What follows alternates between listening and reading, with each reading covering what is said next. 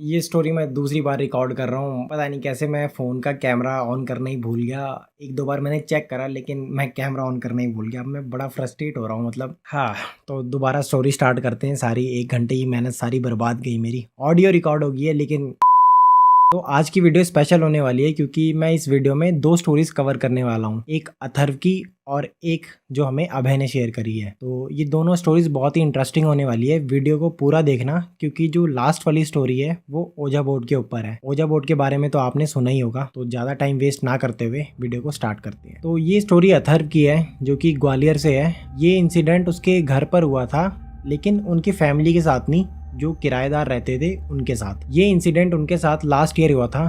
तब अथर्व 17 ईयर्स का था। तो उनके घर में 3 फ्लोर है और ऊपर के 2 फ्लोर पर अथर्व और उसकी फैमिली रहती है और नीचे वाला फ्लोर वो किराए पर देते हैं। तो उनके घर में 3 फ्लोर हैं और तीनों फ्लोर पर 3-3 कमरे हैं। और जो ग्राउंड फ्लोर है उस पर 2 कमरे तो सेम साइज़ के हैं लेकिन एक गराज होने की वजह से उसके साथ जो अटैच्ड रूम है वो काफ़ी छोटा है। तो जिनके साथ ये इंसिडेंट हुआ था वो जस्ट कुछ टाइम पहले ही अथर्व के घर में शिफ्ट हुए थे एज अ किराएदार और उनकी नई नई शादी हो रखी थी। तो जो अथर्व की फैमिली थी वो अपने घर पर साफ़ सफाई वगैरह काफ़ी रखती थी और पूजा पाठ वगैरह भी बहुत करते थे। और जो इनके किराएदार थे वो इनसे बिल्कुल ऑपोजिट थे।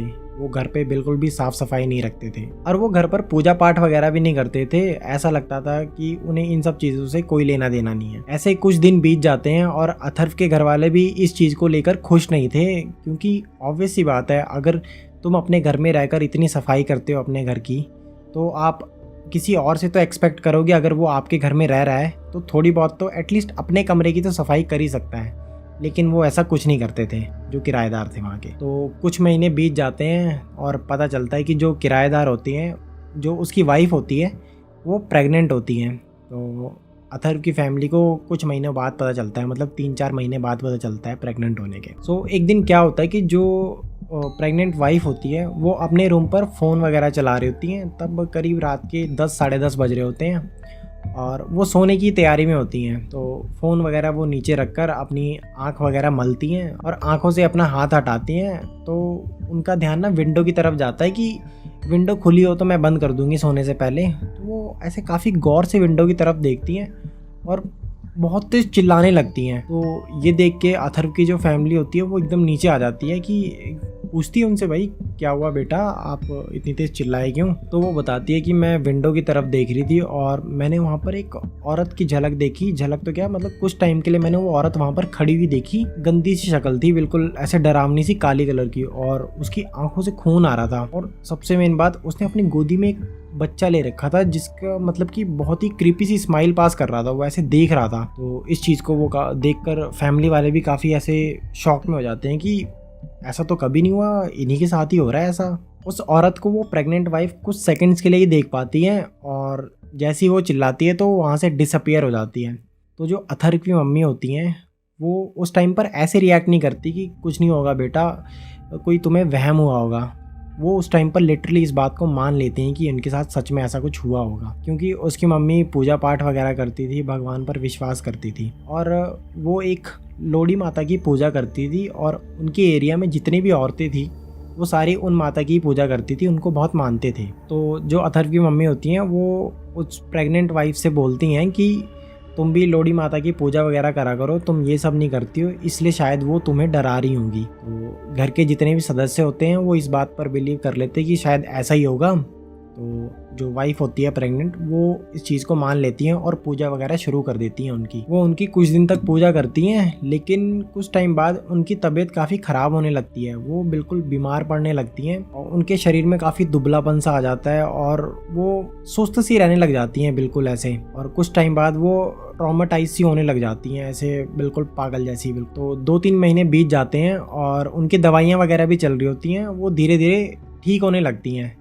वो पूजा वगैरह दोबारा स्टार्ट कर देती हैं और जो वो छोटे वाला रूम था सबसे, वो वहाँ पर उनकी पूजा वगैरह करती थी लोड़ी माता की। और वहीं पर एक दिन क्या होता है कि वो पूजा कर रही होती हैं, रात का टाइम होता है थोड़ा, और वो क्या करती हैं कि वहीं पर सो जाती हैं। तो उन्हें दरवाजे से कुछ अजीब सी आवाज़ आती है कि कोई उनका नाम विस्पर कर रहा है 1-2 बारी, काफ़ी बार मतलब नाम उनका विस्पर कर रहा होता है। प्रेग्नेंट वाइफ होती हैं वो उठती हैं और ऐसे आँख मलकर दरवाजे की तरफ चली जाती हैं खोलने के लिए कि शायद घर का ही कोई सदस्य होगा, वो कर रहा होगा ऐसे। अब वो जैसी दरवाज़ा खोलती हैं और वो झटके से नीचे गिर जाती हैं, चिल्लाती हैं बहुत तेज़। तो दोबारा अथर्व की फैमिली वगैरह आती है नीचे, और इस बार उसके हस्बैंड भी मतलब कि दूसरे रूम में सो रहे होते हैं। तो वो भी उठकर आते हैं और वो सारे पूछते हैं कि क्या हुआ। तो वो बताती है कि ऐसे ऐसे कोई दरवाजे के बाहर से मेरा नाम बुला रहा था और मैंने दरवाज़ा खोला तो वो जो मैंने पहले औरत देखी थी वो बिल्कुल मेरी आंखों के सामने आ गई। और इस बार भी उसने वही बच्चा ले रखा था और उसकी बहुत ही मतलब डरावनी सी स्माइल थी, बहुत ज़्यादा। इस बार अथर्व की मम्मी इस बात पर विश्वास नहीं करती, क्योंकि वो लोडी माता की भी पूजा वगैरह करने लगी थी और इस बार उन्हें लग रहा था कि सच में ही वहम हुआ होगा जैसे पहले हुआ था। तो उसको सोचकर ही इनको कोई वहम हुआ होगा, इसलिए ये ऐसे रिएक्ट कर रही हैं। तो अथर्व के घर वाले वापस ऊपर अपने कमरे में जाने लगते हैं और जो अथर्व का बड़ा भाई होता है वो लास्ट में आ रहा होता है ऊपर की तरफ। तो वो पीछे को देखता है और एकदम से सीढ़ियों से चिल्लाते हुए गिर जाता है नीचे, और उसका भाई बार बार मेन गेट की तरफ इशारा कर रहा होता है, बाहर की तरफ। तो जो उनका मेन गेट होता है वो कुछ इस तरीके से डिज़ाइन होता है कि उसमें थोड़ा बहुत बाहर का भी दिख जाता है और काफ़ी चीज़ें छुपी भी रहती हैं। तो इस तरीके से वो डिज़ाइन होता है। अब उसकी फैमिली वाले उसके भाई को ऊपर रूम पर ले जाते हैं और उसका भाई काफ़ी डरा सा हुआ था और कांप रहा होता है काफ़ी, और वो अपनी टूटी टूटी आवाज़ में बोलता है कि मैंने बाहर एक औरत को देखा जिसने अपनी गोदी में एक डरावना सा बच्चा ले रखा था। इस बार अथर्व की मम्मी इस बात पर विश्वास कर लेती हैं कि सच में ऐसा कुछ होगा। तो नेक्स्ट डे अथर्व की मम्मी पास में एक मंदिर होता है, वहाँ पर गुरुजी के पास जाती हैं और उनको बताती हैं अपनी सारी सिचुएशन की कुछ दिनों से ऐसे ऐसे एक औरत दिख रही है काफ़ी अजीब सी। तो ये सब सुनकर गुरुजी बताते हैं कि तुम्हारे वहीं गली में एक औरत का रेप करके बहुत ही ब्रूटली उसे मार दिया वहाँ पे जान सी, और वहीं पे फेंक देते हैं उसे। तो और सबसे मेन बात कि वो औरत उस टाइम पर प्रेग्नेंट होती है, वो उसकी आत्मा को शांति वगैरह नहीं मिली होती है, वो शायद इसलिए दिख रही है। और तुम्हारे घर पे एक प्रेग्नेंट औरत है, इस वजह से वो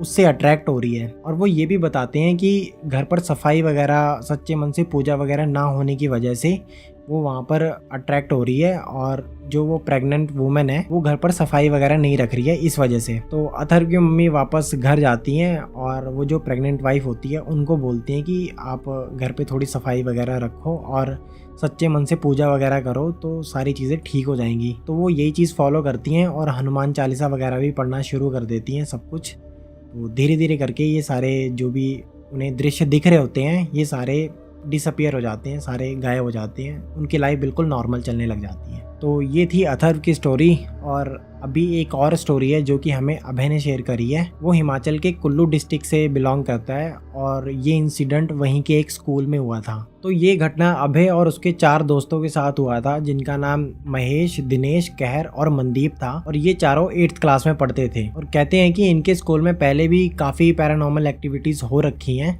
और इनके गांव में तो ये सारी चीज़ें कॉमन ही है। और इस बात से मैं भी एग्री करता हूँ कि हिमाचल के जो गांव हैं वहाँ पर काफ़ी मिस्टीरियस चीज़ें हैं और काफ़ी ये सारी चीज़ें होती हैं, क्योंकि वहाँ के जो लोकल्स होते हैं उनको ये सारी चीज़ें पता होती हैं। कोई बाहर का बंदा वहाँ जाए तो वो इन सब चीज़ों पे विश्वास नहीं करेगा। तो रोज़ की तरह ये लोग भी उस दिन स्कूल जाते हैं और लंच के बाद इनका एक फ्री पीरियड होता है। और अभय नोटिस करता है कि महेश के बेंच पर काफ़ी भीड़ लगी है, मतलब क्लास के बच्चे वहाँ पर घेरा लगा कर बैठे होते हैं। तो अभय सोचता है कि मैं भी जाता हूँ, देखता हूँ वहाँ पर क्या हो रहा है। तो वो देखता है कि महेश वहाँ पर चार्ली चार्ली गेम खेल रहा होता है। अब मैक्सिमम बंदों को इस गेम के बारे में पता होगा क्योंकि ये गेम काफ़ी पुरानी है, और जिसे नहीं पता उसे मैं बता दूं, इस गेम में एक बोर्ड या कार्डबोर्ड टाइप का होता है जिसपे A to Z तक अल्फ़ाबेट लिखे होते हैं और 1 से लेकर 9 तक नंबर्स लिखे होते हैं।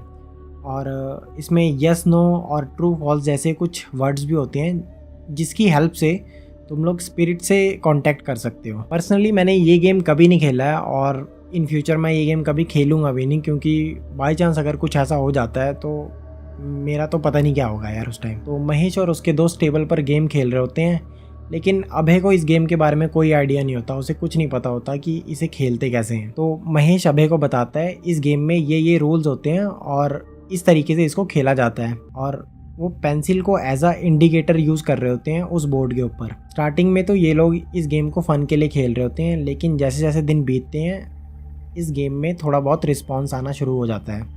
मतलब पेंसिल थोड़ा मूव करने लग जाती है इधर उधर, जैसे जिस हिसाब से ये क्वेश्चंस पूछते हैं। तो क्या होता है कि रोज़ की तरह ये दोबारा स्कूल जाते हैं और तब सुबह मौसम बिल्कुल साफ़ होता है और दोपहर के टाइम पे भी बिल्कुल अच्छा मौसम होता है। ये लंच वगैरह करते हैं और इन्हें पता चलता है कि उसके बाद का पीरियड फ्री है और उसके बाद वाला जस्ट इनका गेम्स पीरियड होता है। तो महेश वो कार्डबोर्ड निकालता है और दोबारा से ये वो गेम खेलनी शुरू कर देते हैं। अब पता नहीं ये कोइंसिडेंस है कि क्या हुआ था कि मौसम तो बिल्कुल साफ था, लेकिन एकदम से काले बादल आने लग जाते हैं और बिल्कुल अंधेरा हो जाता है। ऐसा लगता है कि बारिश का मौसम हो गया और बिल्कुल हर जगह अंधेरा सा छा जाता है। तो ये गेम को खेलना कंटिन्यू रखते हैं और ये क्वेश्चंस पूछते हैं कि चार्ली चार्ली, अगर यहाँ पे कोई स्पिरिट है तो अपनी प्रेजेंस दिखाओ। तो क्या होता है कि इनके जस्ट क्लास के बगल में बिल्कुल ऑपोजिट में 10th क्लास होती है और वहाँ पर तब बच्चे नहीं होते, वो भी नीचे जा रखे होते हैं। तो उसका जो कांच होता है वो टूट जाता है। अब ये चीज़ भी काफ़ी अजीब होती है, शॉकिंग सी, क्योंकि तब मौसम तो ख़राब था लेकिन हवा कुछ इतनी तेज़ नहीं चल रही थी जिसकी वजह से कांच टूट जाए। अब इनमें से एक बंदा देखने भी जाता है उस रूम में, तो देखता है कि कांच बिल्कुल बिखरा हुआ है और वो थोड़ा ऐसे सहमा सा वापस आ जाता है इनके पास।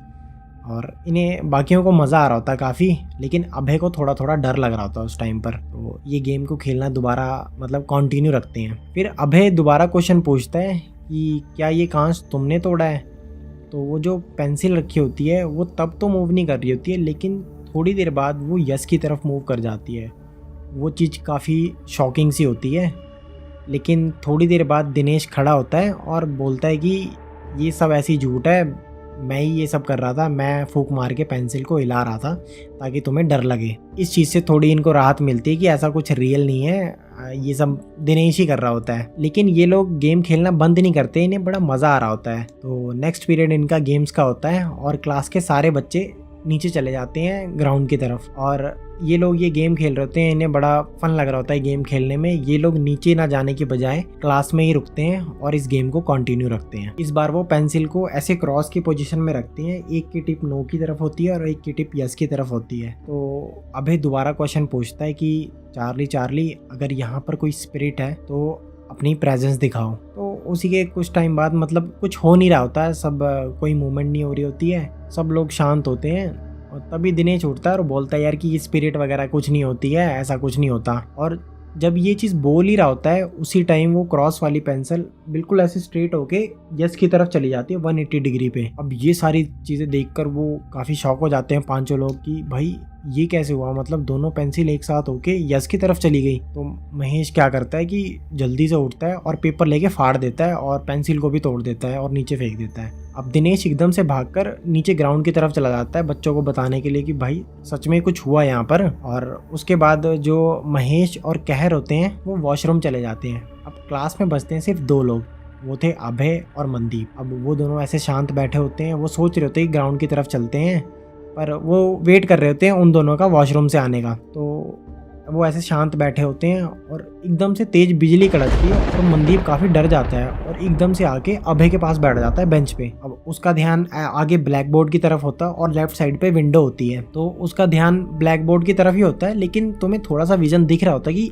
राइट या लेफ्ट में क्या हो रहा है, थोड़ा तुम्हें पता चल रहा होता है। तो उसे थोड़ा सा कुछ अजीब सी फिगर दिखती है, एक बच्चा होता है वो विंडो की तरफ से झांक रहा होता है और वो व्हाइट कलर का, उसके मुंह पे खून लग रखा होता है। तब मनदीप अभय को नहीं बोलता है उस तरफ देखने को, वो उसे सीधा हाथ पकड़ के तेज बोलता है कि बाहर चल, क्लास से ग्राउंड की तरफ चलते हैं। तो वो अभय को खींचकर बाहर ले जाता है और वो ग्राउंड के एक कॉर्नर पर जाकर बैठ जाते हैं। तो जो महेश और कहर वॉशरूम जा रखे होते हैं वो भागकर ग्राउंड की तरफ आते हैं। वो क्लास नहीं जाते, वो सीधा ग्राउंड की तरफ जाते हैं और उन्हें वहाँ पर वो दोनों बैठे हुए मिलते हैं। तो अभय महेश से पूछता है कि भाई तुम्हारी इतनी सांसें क्यों चल रही हैं, तुम इतने डरे से क्यों हो? तो महेश बोलता है कि यार जब हम वॉशरूम गए थे और हम टॉयलेट करके हाथ धो रहे थे तो हमने दीवार पर एक अजीब सी बड़ी क्रीपी सी फिगर देखी जो मूव कर रही थी। तो हमने तो नलका सारा खुला छोड़ दिया और भागते हुए वहाँ से निकले। तो उनकी बात सुनकर मनदीप बोलता है कि अबे तुझे पता है मैंने तुझे क्लास से क्यों बाहर खींचा था? क्योंकि जो विंडो थी वहाँ पर मैंने एक अजीब सी फिगर देखी थी, एक अजीब सा बच्चा था जिसका फेस काफ़ी वाइट कलर का था और उसके मुंह पर खून लग रखा था। मैं इस चीज़ को देखकर काफ़ी डर गया था, लेकिन मैंने उस टाइम पर ये बात इसलिए नहीं बताई थी क्योंकि मुझे लग रहा था कि तू विश्वास नहीं करेगा इस चीज़ पर। अभय ने इन सब चीज़ों को अपनी आंखों से नहीं देखा था और ना ही फील करा था, लेकिन जब वो गेम खेल रहे थे तब उसे थोड़ा बहुत डर लग रहा था, लेकिन वो इनकी बातों पर विश्वास नहीं कर पा रहा था। लेकिन जो इनके चेहरे पर डर था वो बात बताते हुए उसे भी झुटलाया नहीं जा सकता था। तो ये एक्सपीरियंस करा था अभय और उसके दोस्तों ने अपने स्कूल में। तो आज की स्टोरी यहीं समाप्त होती है और आशा करता हूँ आपको स्टोरी पसंद आई होगी। और अगर वीडियो पसंद आई है तो वीडियो को लाइक, शेयर और चैनल को सब्सक्राइब जरूर कर देना। मिलते हैं नेक्स्ट वीडियो में, तब तक के लिए बाय।